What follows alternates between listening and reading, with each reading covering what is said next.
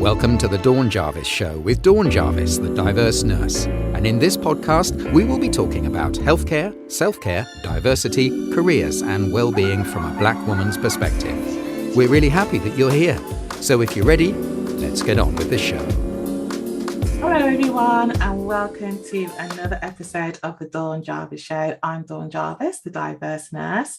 And in this podcast, I talk to and about busy leaders, professionals, and business owners who are part of my diverse nurse network, learning about who they are, what they do, and why they do it, and how they prioritize their own health and well-being and stay focused, positive, and productive.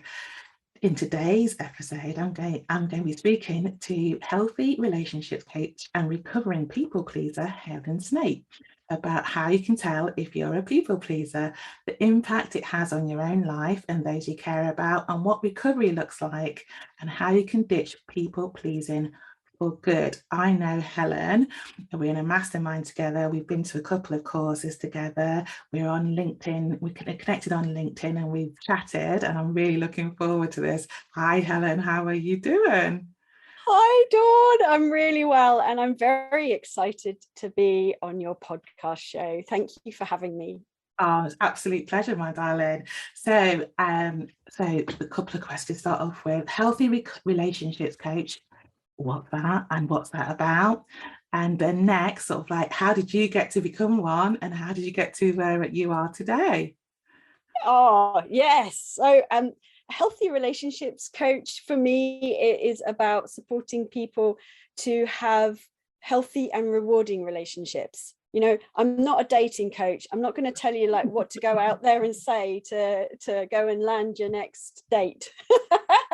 What I will help you with is building boundaries, communicating, speaking up for yourself and your needs, developing a healthy self-esteem, and bringing people into your life that will create healthy relationships for you. Because I truly believe that healthy relationships are key to our happiness. And yet, so many of us, we have experiences of lots of unhealthy relationships. And I believe we can learn how to do healthy relationships. I've certainly kind of been on that journey. I'm still on that journey. And that's, so we can certainly do that. That's brilliant. It sounds really good. I think, who doesn't want to have healthy relationships? And there are other people that do dating, that are dating coaches. I think I've had one on the show actually, John Kenny.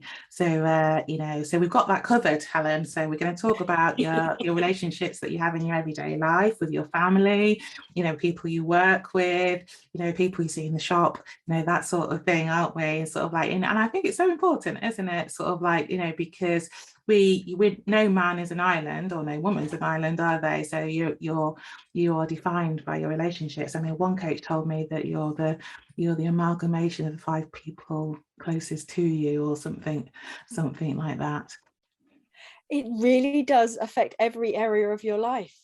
Yeah, from not only just in your personal relationships and your family, but at work as well. How much of your happiness and your success at work is determined by your relationships with other people. It's massive. It's absolutely massive. It is huge. So how did you become a healthy relationships coach? I became a healthy relationships coach a few years ago, after a long career in human resources and training, where I was doing some coaching, and that was probably my favorite element of the job anyway. And a few people had suggested to me becoming a coach, and I ignored them for a while because I was like, no, I am doing my human resources career. Thank you very much. But I realized eventually that, coaching was much more my thing. And so I left my job to become, an HR consultant and do some career coaching, except that I realized that wasn't really what I was so excited about. And what I really, really wanted to do was help other women who are stuck in this people-pleasing pattern of behavior that I was so stuck in 6 years ago, Mm-hmm. because I know how much it sucks. And I know how empty it feels, and how it just keeps you small and in unhealthy relationships, and I could go on. But when we can break free of these patterns, it just your life blossoms. So it's really interesting because I don't think you're alone in having been a people pleaser and on that journey to recovery. I probably would say I'm a people pleaser. I want everyone to be happy and I want everyone to like me. Isn't that normal, Helen? So what is a people pleaser? What are the signs that you are a people pleaser? And I suppose just a kind of a caveat on, when I talk about people pleasers, I don't want people to get hung up on the label. Right? I talk about people pleasers because most people recognize the term. But I do believe like people pleasing is a pattern. It's a pattern of emotions, thoughts, and behaviors that gets really ingrained in us, but it's not really who we are. So like, just if anyone's listening and they're thinking, oh no, it's me, then like, don't worry, it's not really you, it's just it's a pattern that we've got into. So signs that you might be people pleasing, well, the obvious one is that you say yes to everything. Like, I would say yes to everything. Like, even when a checkout assistant in the shop would offer me an email receipt, I would say yes to that, even though I did not want to give them my email address. I didn't want to have that awkwardness and upset the cashier. That's like, oh my God. So that's an obvious one. There's also avoiding conflict at all costs. We'll either distract from it, or we'll just find something else to do, or we'll agree with somebody when we don't really agree with them. We get caught up into doing things that we don't really want to do because we can't say no. So we end up agreeing to do something and then being annoyed with ourselves for agreeing, and then resenting the other person, and then either having to go through and do it, or trying to backtrack out of it. And we'll also pretend that everything is fine when it isn't. Like, oh yeah, everything's fine. Yeah, it's fine. It's all good. Don't believe it. No, I know. It's a really interesting one, isn't it? It's sort of like, I think about the example that you were using about the cashier and the email receipt, and it's easier sometimes to say yes than it is to say no, because then there's a whole thing, isn't there? Why are you saying no? And this is just a simple request. But it's around assertiveness, isn't it? And also that agreeing with somebody even though you don't agree. And it's a bit of that assertiveness and being very clear. But I was really interested in what you were saying about the awkwardness of it all is a thing that we're trying to avoid, isn't it, really? Because it's almost not usual to say, well, actually, I don't agree. So where'd you go when you say that? It's sort of like, oh, okay. And you could go to a really conversation. So sometimes I think it's time, isn't it? So I disagree with lots of people about lots of things, but sometimes I think, oh, do you know what? I'm just not going there today. But maybe another day. But I think it's also being happy in yourself with how you make the yes or no decision, isn't it? I don't know. What do you think, Helen? I think it's about your motivation in whether you perhaps keep quiet or you say something. Am I perhaps not engaging in this conversation just because I don't want to waste my time and energy talking about something that perhaps I'm not really interested in, it doesn't really bother me that much? Or am I keeping quiet because I don't want to upset the other person and I don't want them to dislike me, or I don't want to create a rift in the relationship? Am I trying to kind of manage our interaction, manage their feelings? in some way. Yeah, and that's really interesting. That's really interesting about managing people's feelings and the impact, I guess, that has. So I guess you could have, you could not disagree with something quite fundamental, and the person, because you didn't disagree with them, they'll think, well, they agreed because you didn't disagree, and that can cause confusion later, like, well, you never said. And and I've had that said to me, well, you never said. I was thinking, oh, and but it's almost, you also have to be, I think if it's fundamental, you have to be quite clear about what your feelings, your passions, or around. But there's a two-way thing, isn't there? Because people say things to you, don't they, expecting agreement, but if they don't get the agreement, who's responsible for the uncomfortableness? And it's not you personally, isn't it? But you might feel a way about it, you might feel uncomfortable, and as you said, be upset that you don't want to upset people. So what do you think about that? Yeah, I think we can get really caught up in not wanting to upset other people. I mean, that is one of the key things for somebody that's stuck in kind of people pleasing patterns. Like, we don't want to upset anyone, we don't want to offend anyone. That's just like the worst thing in the world. Except that it really isn't. Because you can be the nicest person in the world, there's going to be some people out there who are still going to find you offensive and not like you. yeah so, true just it's not our responsibility to take care of other people's emotions. I really did think it was my responsibility for so many years, because that's just how I was brought up, and that's what I thought was true. And I've had to really unlearn that. Now it doesn't give me then an excuse to be obnoxious. No, of course not. and the people that I work with, I'm like, you're never gonna be that obnoxious, arrogant person anyway, because of where you're starting from. Like, you obviously care about other people. It's just yes, we're responsible for what we say and what we do, but we can't be responsible for how somebody else reacts to that or how they feel about it. No, that's true. It's about, I guess, you're responsible for not being arrogant or imposing yourself on people, but you're not responsible for how people might feel about you for saying your truth, are you, really? And that's and there has to be a level of confidence to sort of like know that and be comfortable with that. And I think, is that part of your work, Helen?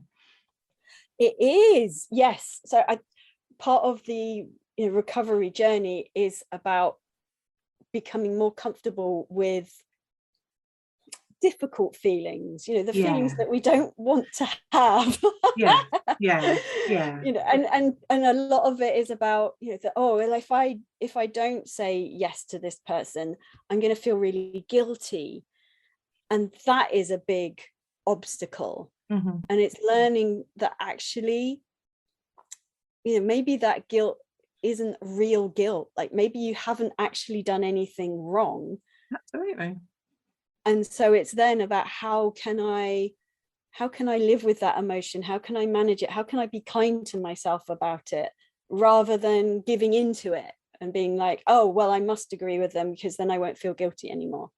Oh, yeah, that's a really good way of looking at it. So I'm assuming that you are a people pleaser in recovery. So what does that look like for you, and what could that look like for people that you work with?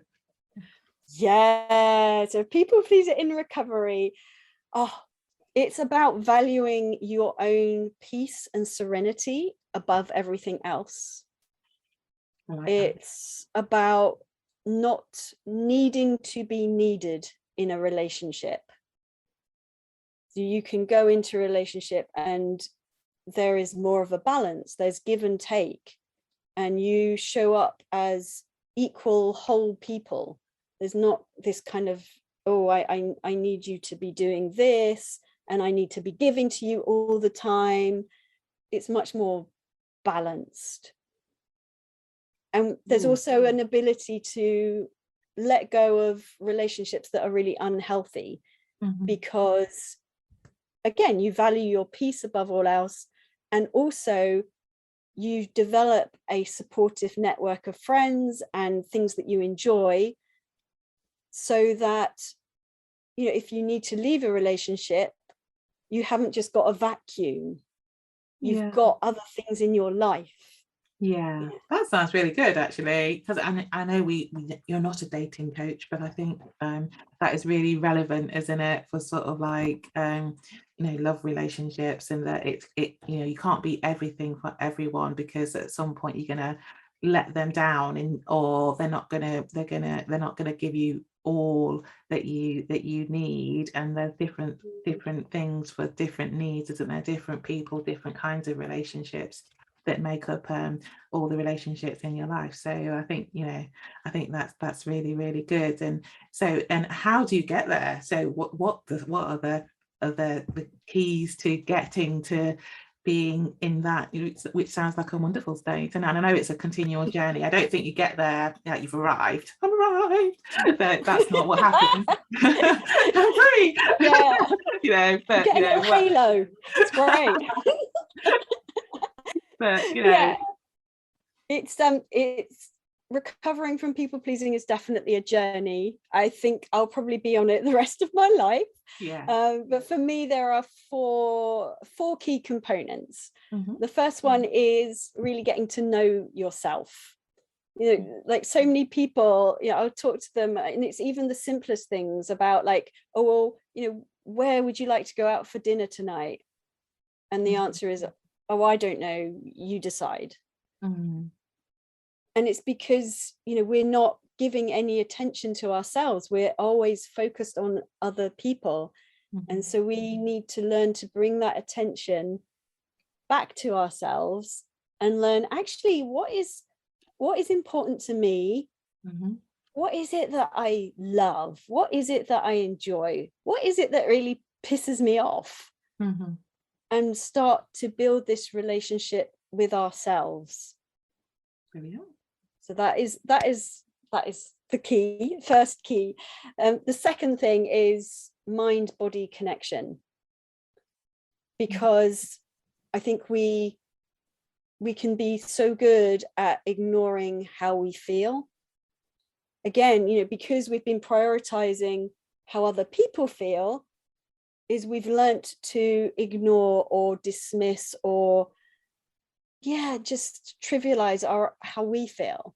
And so it's learning to reconnect with the body, because of course, our feelings are in our bodies, so we can have the head and the heart connected. And then our feelings can actually tell us, for example, when one of our boundaries has been crossed. Because otherwise, how do we know if we're completely out of touch with ourselves? How can we possibly know, like, when we might need to feel angry about something or defend ourselves? So there's a lot about reconnecting the head and the heart. There's learning to love ourselves, and that was like, for me, that was the elephant in the room, because I would say, I'm a very caring person, and I really loved other people. I didn't know how to love myself. And I thought maybe somehow I could get away with that in life, or just, somehow it would figure itself out. And it's been a real journey for me to learn, actually, how does that work? Because it has transformed my relationships with other people. Definitely. So learning to love ourselves is really key. And some of that is about connecting with that inner child. Which is beautiful. And learning to look after them. And then finally is boundaries. Just everything about boundaries. When I came out of an unhealthy relationship and I started learning about boundaries, I was just like, what is this magic of which I never knew? everything about them. You know, boundaries are simply, they teach other people what's okay for you and what isn't okay for you. And typically most people pleasers will have weak or no boundaries. You know I certainly didn't. And so learning about, you know, how do I protect my own time and my own energy, and emotional boundaries, mental boundaries, they're helpful in every area of your life, in your relationships, at home and at work. And yeah, those 4 things. That sounds amazing. So it's so holistic, isn't it? It sort of covers everything, doesn't it? Loving yourself, know that inner child, the boundaries with other people. I really love all that. I really love all of that. And I'm assuming, because why wouldn't I, that you are embodying that, so those 4 keys to breaking free of people pleasing patterns for good. And have you got a gift that for our audience who might be interested in learning more about what you're talking about? Oh yes, I would love for people to be able to kind of start their own journey. And so what they can do is download my book, Building Healthy Boundaries, an overgiver's guide on when to say yes and how to say no in relationships, from my website, which is helensnape.com.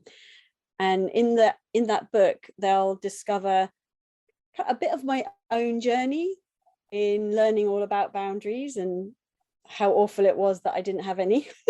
But it will also take them on the step-by-step process that I went through to identifying what my boundaries were and communicating them with other people. And so it kind of gives you a roadmap to be able to do that for yourself. That's amazing. That's amazing. I'll be downloading that. So building healthy boundaries is something I think we can all do. And I don't think you can do enough of that. And I think even thinking about it and sort of like in the context of your relationships, and sort of, I know it's something I've been doing quite recently, sort of like thinking about, what are those relationships I have? How important are they to me? What is really, really good about them? What are some of the things that I can change? And what is that about? What do I want to do? I really like what you said about, what do I want for dinner? Or, and I know when I've said that, I genuinely don't mind. But if I did mind, what would I have? It's sort of like, if you did know what you wanted for dinner, what would you have? It's sort of like one of those coaching questions, isn't it? I don't know, but what if you did know? So it's sort of thing that you sort of like do need to sort of like think about, and thinking about what meals you like, what television you want to watch, what theatre show you want to go to, how do you want to spend your time, if it's up to you, and what gives you joy is really, really important. Now, I always ask people about a book that has helped them or that they would recommend. What's your book, Helen? A book I would recommend is Feel the Fear and Do It Anyway by Susan Jeffers. And why do you recommend that? Right, it's a very famous book. I think I've had a copy of it, but I think I've had a copy of most books actually, because I love books. We'll definitely put a link to it in the show notes, but it's a book that a lot of people have. So why is that the book that you recommend, and why is it important to you? This book changed my life. Ooh. It was recommended to me by a fellow coach who she basically said, Helen, you need to read this book. And it was after I read that book that I made the decision to leave my career in human resources, pursue working as a coach full time and getting my training as a coach. It literally made me feel the fear and do it anyway. The title is fantastic. You and I have talked about titles and things, but and sort of like, and feel the fear and do it anyway. It is what it says on the tin, isn't it? And I think it's a mantra you know, it has become that sort of like mantra, isn't it? Even, you know, you don't, not that you do need to read the book, but you know, you almost, it's telling you what it's about. It's like, you know, confront, you know, what are you scared of? Why are you not doing the thing that you want to do? You know, and I think also it sort of, it speaks to the nature of being, life is scary, isn't it, to do those things that you want to do. Like, you know, you talked about giving up your career, you know, and, you know, trying something that you really wanted to do. And but there's, you know, and that's a good thing, isn't it, because you're moving forward. But there is fear about it. There's like fear about money, there's fear about, will I be successful, am I good, will anybody want to be coached by me, you know, those sort of, you know, and I think you sort of, as particularly, I think, sort of like moving from, you know, a corporate job, you know, I did, you did, you know, lots of people we both know have done this journey, and probably lots of people listening and watching this have done that journey. And it's sort of like, it doesn't go, oh yeah, I'm gonna leave, it's fine, you know. It's sort of like there's a lot of like, you know, stark searching of the soul before that happens. But and I think that's normal, isn't it, really, because it is, and that book really gets to the root of it. You know, I mean, I've read a lot of self-help books, and this is one that I feel like I could come back to time and time again, or even just like dip into one chapter again and get a lot of value out of it. Yeah. Yes, read it. Well, we'll put a link in the show notes for those who haven't read it. I would recommend it too, because I think I'm a great component. I'm just seeing a lead that's in my way. Hang on, so I've just moved that lead. But I'm a great component that, you know, that I love books, and I love the support that that books can give you, and you don't necessarily have to read all of them, do you? And like, that's a fantastic title even to even get you thinking, isn't it? And there's lots of ways of consuming books. You can listen to books and you can look at books, can't you? And there's all sorts of different ways, but even to have the conversation about the book is a really good thing. Now, what you're talking about, having healthy relationships. I'm loving that healthy was in the title, and that you're a healthy relationships coach. And, you know, I'm a nurse, and I talk, you know, this podcast is normally about health and well-being and leaders and professionals, and how they keep themselves focused and positive, and how they maintain their own health and well-being. You know, I think that the subject matter about healthy relationships and the holistic nature of that is a lot about well-being. Like, you know, let's just say that, and you're embodying, you're embodying all of that. But how, I have to ask the question, because I ask everyone the question, you know, how do you do it for yourself? How do you practice what you preach? How do you embody it, you know, well-being? Yeah. My own health and well-being is, well, it's my priority now. You know, as a recovering people pleaser, it really is about learning to put yourself first, you know, so that you can then, you know, do your work or look after other people from a place of being filled up first. And so I guess like the ways that I do that practically, all sorts of things. So I love to meditate, because I find it's very grounding. It connects me to myself, to my higher power, to the earth, and my inner child.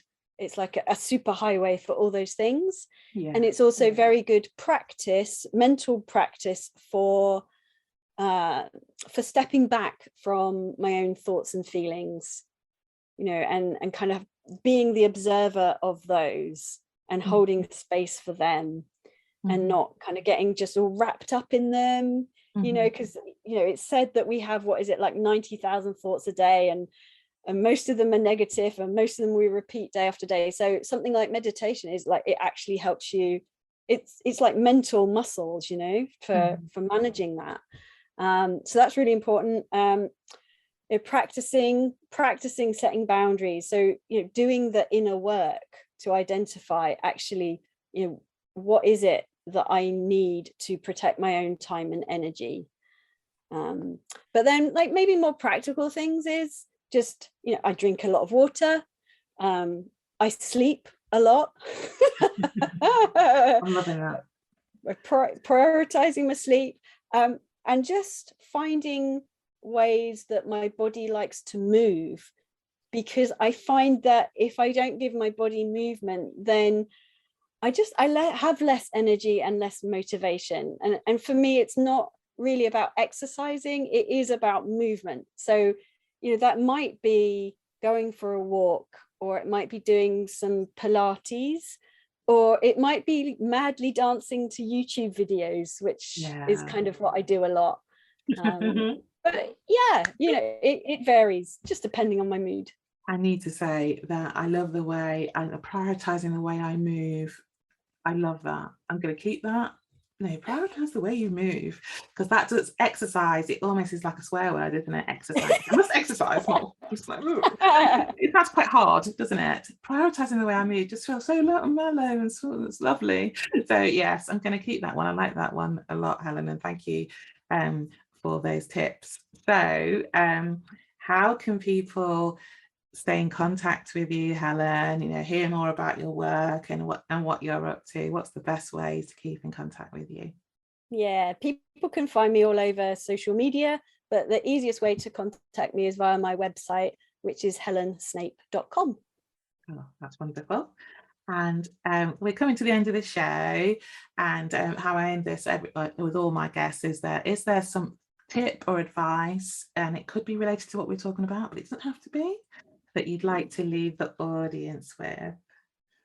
Oh yeah, so my kind of tip for getting unstuck out of people-pleasing patterns is to slow down and pause.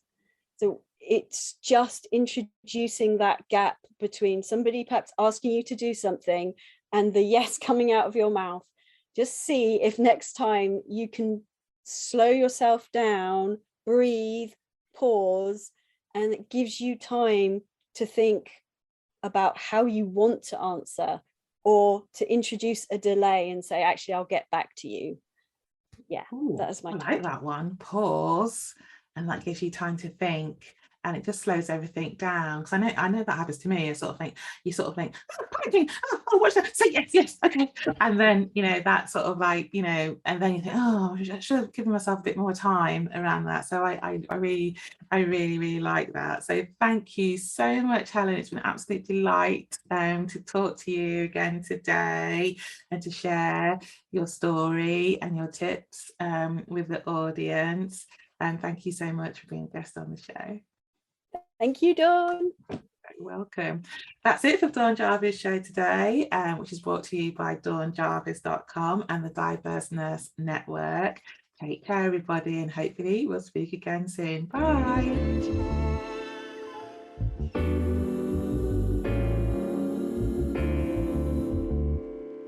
Thank you for listening to the Dawn Jarvis Show. If you enjoyed this episode, there are 2 things you can do. Number 1, leave Dawn a rating and a review on Apple Podcasts. It would mean so much to her if you took a moment out of your time to post your thoughts on the show. It will help Dawn reach so many more people and help them with their well-being. Number 2, subscribe to Dawn's email list, the Diverse Nurse Digest, using the link in the show notes. Until the next time, thank you and goodbye.